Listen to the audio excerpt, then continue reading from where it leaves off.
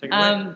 So I'm going to try and go through and talk a little bit about what we're doing, and I am going to try and address it from the foreign perspective or the non-US perspective. I think, if I point it that way, I think I can get it to change maybe. So I'm just going to go through a little bit about the planning process and some of the things we've done, and then some of the things that we really are trying to work with our non-US sites on in terms of preparing for ECR and how we make sure that we're ready going forward. And the first thing is really just to get people to understand, this is kind of the quick synopsis of export control reform in general. So we have the ITAR. The ITAR is kind of going away as we know it today. Some things will remain on the ITAR, some will be going over to the CCL, some will be eligible for STA, some won't be eligible for STA. And I think it's really important for all of our businesses to understand what the options are moving forward. I'll talk a little bit about the communication and the importance of that and how important it is for people to really understand how it impacts everything.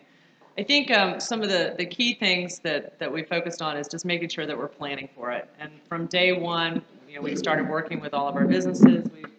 Beth and I have been working together with a group of a couple of companies, EADS, Esterline, and some others that we've brought together to try and go through and test some of the parts of the regulations. Make sure that we understand them. Make sure that if one business has a question, then maybe it's something someone else has an answer to, and in some cases maybe it's a question for all of us that we haven't even thought about it. But it's really important to just plan it. And then one of the things I've tried to focus on with our businesses is making sure you're not just looking at the export. So we really talk about the export, but you have to look at the whole transaction and how activities are going to occur. So going forward, we're going to have things exported from the United States now under commerce, but they may be military as soon as they get into the UK or into Germany, and then they may be subject to military regulations there. And so really mapping out the whole transaction and understanding just because it's changing in one country doesn't mean it's changing everywhere, and you need to look at all of it. The double thing here.